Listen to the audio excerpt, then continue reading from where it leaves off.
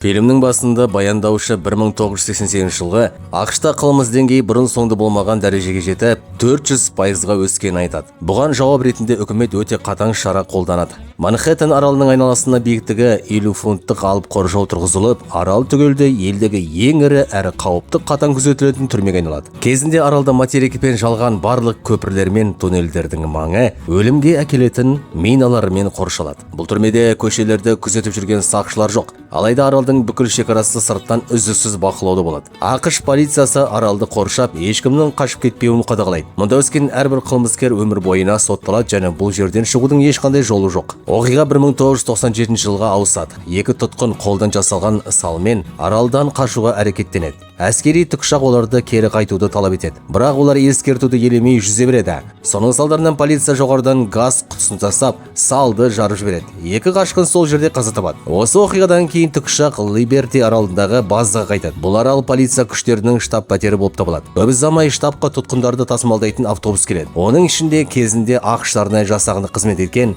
бірақ кейін қылмыскер атанған Змей Плискен бар. Ол федералдық резерв банкін тонамақ болған үшін ұсталып, Либерти аралындағы қауіпсіздік бақылауына жеткізілген. Осы кезде ұшу капитаны Реме полициясы комиссары Боб Хокқа шұғыл хабар береді. Ол әуе қозғалысын басқару қызметі соңғы 20 минут бойы бір шағын ұшақпен байланыса алмай жатқан айтады. Көп ұзамай бұл ұшақтың ақш президенті мінген әйгілі Air Force 10 екені белгілі болады. Президент халықаралық бейбітшілік саммитіне бара жатқанда ұшақты үкіметке қарсы ұйымның мүшесі басып екен. Әлгі әйел ұшақты Манхэттен аралына құлатуды жоспарлайды. Алайда ұшақ құлауға аз қалғанда президенттің күзетшілері оны шұғыл құтқару капсуласына отырғызады. Олар президентке өте маңызды құжаттар салынған чемоданды береді. Қолына өмірлік көрсеткіштерді бақылайтын білезік тағып, капсуланы ұшырып жібереді. Бірнеше секундтан кейін ұшақ Манхэттенге құлап, күл-талқан болады. Келесі көріністе комиссар Хок сарбаздарды ертіп, апат орнына келеді. Бірақ құтқару капсуласын ашқанда оның бос екенін көреді. Президенттің ізі жоқ. Осы сәтте күмәнді кейіптегі Ромеро пайда болады. Ол өзін аралдағы тұтқындардың атынан келген өкіл ретінде таныстырады. Президенттің қолға түскен айтып, дәлел ретінде оның кесілген бір саусағын көрсетеді. Ромеро егер президенттің тірі қалған қаласа, сарбаздарға 30 секундтың ішінде аралдан кетуді бұйырады. Амал қалмаған Хок пен оның адамдары тікұшақтарда отырып, Либерти аралына қайта ұшады. Біраз уақыттан кейін ақш вице-президенті Хокпен байланысып, президентті қандай жағдай болса да аман алып шығуды тапсырады. Бірақ полиция қызметкерлеріне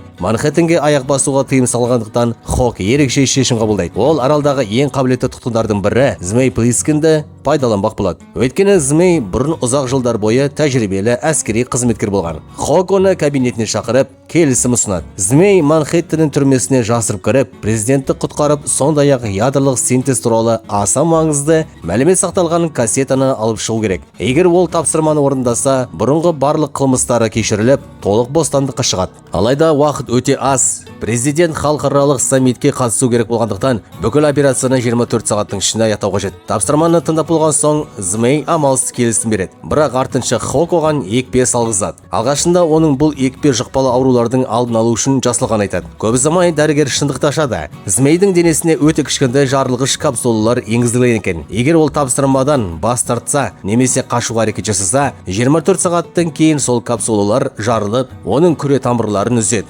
Оларды соңғы 15 минутқа дейін ешқандай жолмен залалсыздандыру мүмкін емес. Ал егер Змей президентті уақытында құтқарса, Хок арнайы рентген сәулесінің көмегімен жарылғыштарды залалсыздандыруға уәде береді. Әйтпесе, ол өте ауыр өлімге душар болады. Мұны естіген Змей қатты ашуланып, аман оралса, Хоктан міндетті түрде кек алатынын айтады. Кейін Змей Манхэттенге планер арқылы жіберіледі. Ол өмірінде мұндай ұшақты басқармағанына қарамастан шеберлікпен дүниежүзілік сауда орталығының төбесіне қонады. Одан кейін лифт арқылы төмен түсіп, қираған қаланың көшелеріне шығады. Змей алдымен апатқа ұшыраған президент ұшағын және құтқару капсуласын тауып, мұқият тексереді, бірақ ешқандай маңызды іс таба алмай, жолын жалғастырады. Президенттің білезігінен тараған сигналды бақылап отырып, ол ескі театрдың жертөлесіне келеді. Ішінде бірнеше қарулы тұтқын оған шабуыл жасайды. Алайда Змей өзінің керемет жауынгерлік қабілетінің арқасында олардың бәрін оңай жеңеді. Ақыры ол президентті таптым деп ойлайды, бірақ жақындап қараса, өмірлік бақылау білезігін тапқан адам президент емес, қарапайым қарт екені анықталады. Ашуға булыққан Змей Хогпен байланысып болған жағдайды хабарлайды, бірақ Хог оған миссияны тоқтатпауға бұйрық береді. Театрдан шыққан соң Змей қараңғыда біреудің өзін аңдып жүргенін байқайды.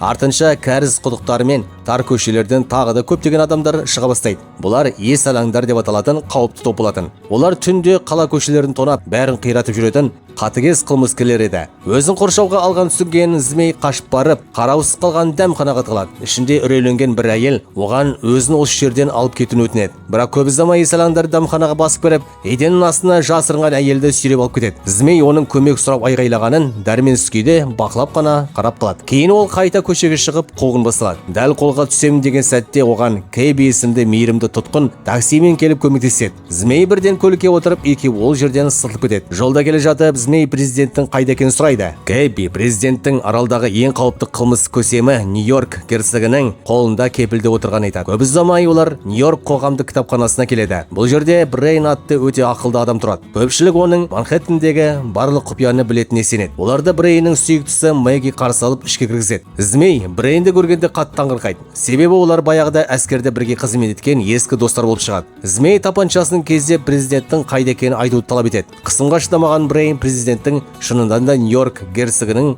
тұтқынында екенін мойындайды. Ол сондай-ақ герцогтың сығандар деп аталатын аса қатыгез қылмыстық топтың басшысы екенін және олардың көп жылдан бері Манхэттен тұрғындарын үрейде ұстап келе жатқанын айтып береді. Ешкім олардың қатыгездігі мен адамшылықтан жұрдай әрекеттеріне байланысты қарсы шығуға батпайды. Брейн сондай-ақ герцогтың президентті не үшін ұрлағанын айтып береді. Оның мақсаты президентті қалқан әрі кепіл ретінде пайдаланып, қатаң күзетілетін 69 көше көпірі арқылы Манхэттеннен қашып шығу. Дәл осы сәтте герцог өзінің адамдарымен бірге көпірдегі миналардың сызбасын алу үшін келеді. Змей мұндай мүмкіндік енді қайталанбайтынын түсінеді. Сондықтан ол Брейн мен оның сүйіктісі Мэггиді қорқытып, герцогтың жасырынған жеріне бастап баруға мәжбүрлейді. Кейін қарақшылардың бірінің көлігін ұрлап, үшеуі жолға шығады. Жолда олар тағы да бір қылмыстық топ, бас сүйектер бандасына тап болады. Әлгілер оларға түрлі снарядтар лақтырып шабуыл жасайды. Соған қарамастан Змей мен оның серіктері аман-есен қашып құтылады. Көп ұзамай олар герцогтың жасырын базасын жетеді. Сол жерде Змей президенттің ескі пойыз вагонында қамалып отырғанын біледі. Уақыт аз қалғандықтан ол қауіпті жоспар жасайды. Брейн мен Мэгги күзетшілердің назарын басқа жаққа аудару керек. Ал Змей вагонға жасырын кіріп, президентті босатып кетеді. Екеуі амалсыз келіседі, әрқайсысы өз бағытымен кетеді. Өкінішке қарай, Змей вагонға жеткенде кіреберістегі күзетшіге тап болады. Ол күзетші әреңдегенде есінен тандырады, бірақ өзі де жараланып қалады. Соған қарамастан миссиясын жалғастырып президентті вагоннан алып шығады. Алайда екеуі қашып үлгермей тұрып, герцогтың адамдарына ұсталып қалады. Осы кезде күтпеген шындық ашылады. Змейдің келгенін герцогтың тобына хабарлаған дәл Брейн мен Мэгги болып шығады. Кейін герцог президентті қабырғаға байлап қойып, оны нысана ретінде пайдаланып ата бастайды. Ату кезінде президенттің қолындағы чемодан ашылып кетеді. Оның ішінде ядролық синтез туралы аса құпият мәлімет сақталған кассета болады. Ромеро оның қаншалықты маңызды екенін білмесе де, кассетаны қалтасына салып алады. Келесі күні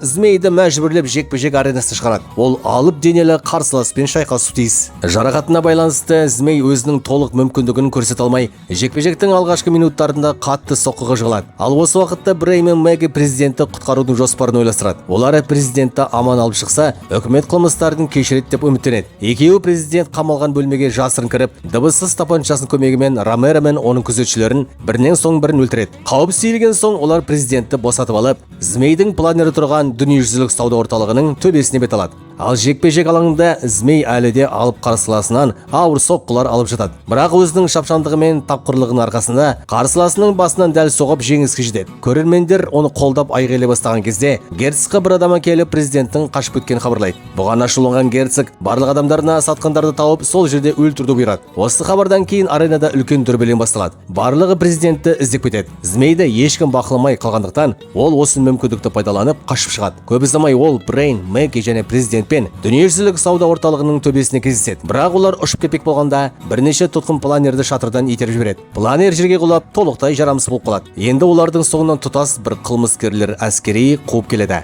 Төртеуі көшеге қарай жүгіріп шығады. Бақытына қарай сол жерде Кейби таксимен күтіп тұрған болатын. Олар көлікпен қашып бара жатқанда герцог пен оның адамдары соңдарынан қалмай қояды. Осы кезде Кейби күтпеген жаңалық айтады. Оның қолында ядролық синтез туралы кассета бар екен. Сөйтсе ол бұған дейін Ромеромен айырбас жасап алған болып шығады. Мұны көрген президент өз билігін көрсетіп, кассетаны өзіне беруді талап етеді. Бірақ Змей оны бермейді. Ол бұл кассетаны жағдайда бақылауда ұстаудың жалғыз амал деп есептейді. Осы кезде таймерде небәрі 23 минут қана қалады. Змей бәрін көпірге бастап келеді. Бірақ миналардың нақты орналасқан сызбасы жоқ. Соған қарамастан енді кері шегінуге мүмкіндік болмайды. Өкінішке қарай, біраз жүргеннен кейін олардың такси минаға тиіп кетеді. Жарылыс өте күшті болады. Соның салдарынан Кэби қаза табады. Қалғандары президентті жаяу алып шығуды жалғастырады. Бірақ қайғы мұнымен аяқталмайды. Брейн байқамай минаға басып кетіп, ауыр жараланады. Сол уақытта герцог пен оның адамдары көпірге қарай жетіп келеді. Брейннің көп ұзамай көз жұматынын түсінген Мэгги оны жалғыз қалдыра алмайды. Сондықтан сол жерде қалып, герцогтың адамдарды тоқтату үшін оқ жаудырады. Алайда герцог көлігімен оны басып өтіп, Мэггиді сол жерде өлтіреді. Барлық ауыр шығынға қарамастан Змей мен президент алға жылжи береді. Ақыры олар қауіпсіз аймақты бөліп тұрған алып қорған қабырғасына жетеді. Президентті күзетшілер арнайы арқанмен жоғары көтеріп алады. Бірақ Змейді көтеретін сәтте герцог жетіп келіп, екеуінің арасында аяусыз төбелес басталады. Бұл кезде Змей қатты жараланған еді. Оның үстіне таймердің аяқталуына санаулы минут қана қалған болатын. Барлығы бітті деген сәтте президент қабырғаның үстінен автоматпен герцогты атып өлтіреді. Осыдан кейін Змейді де қабырғаның артқы жағына көтеріп шығарады. Дәрігері дереу оның мойнындағы микро жарылғыштарды рентген сәулесі арқылы залалсыздандырады. Таймер аяқталуға бірнеше секунд қалғанына операция сәтті аяқталады. Осылайша Змей ақыры бостандыққа шығады. Қоштаспас бұрын ол ядролық синтез туралы кассетаны президентке табыстайды. Кейін президент халықаралық саммитте сөз сөйлеп, сол кассетаны әлем көшбасшыларының алдында қосады. Алайда барлығы аң-таң болады. Кассетадан құпия ғылыми мәліметтердің орнына Кэбидің қарапайым музыкалық жинағы ойнап кетеді. Президент сол кезде ғана Змейдің өзін алдап кеткенін түсінеді. Фильмнің соңында Змей көшеде темекісін тартып, жай бірақат кетіп бара жатады. Оның қолында шын ядролық синтез туралы мәлімет жазылған түп нұсқа кассета болады. Ол кассетаны еш ойланбастан сындырып тастайды. Осылайша Нью-Йорктен қашу фильмі аяқталады. Бұл осы фильмнің қысқаша мазмұны еді. Сіздерге фильм қалай әсер етті? Пікірлеріңізді комментарийге жазыңыздар.